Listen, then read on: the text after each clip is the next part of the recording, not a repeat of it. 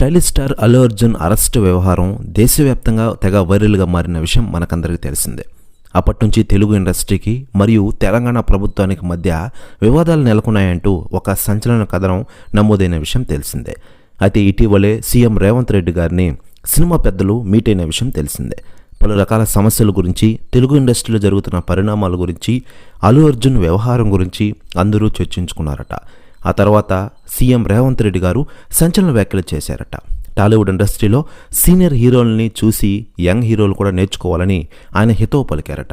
ముఖ్యంగా అల్లు అర్జున్ వ్యవహారంలో ఆయన అన్న మాటలు వైరల్ అవుతున్నాయట. మెగాస్టార్ చిరంజీవి గారిని చూసి ఆయన నేర్చుకోవాలని చాలా హితవు పలికారట రేవంత్ రెడ్డి గారు. ప్రెస్ న్యూస్ కూడా తెగ వైరల్ అవుతోంది తెలుగు ఇండస్ట్రీలో. ఇక సినిమాల విషయానికి వస్తే మెగాస్టార్ చిరంజీవి గారు ప్రస్తుతం కుర్ర హీరోలకి గట్టి పోటీ ఇస్తూ వరుస సినిమాలతో దూసుకెళ్తున్న విషయం తెలిసిందే. ప్రస్తుతం తన కెరీర్లోనే 156 సినిమాతో ఫుల్ బిజీగా ఉన్నారు మెగాస్టార్ చిరంజీవి గారు. ఈ సినిమా పేరు విశ్వంబర.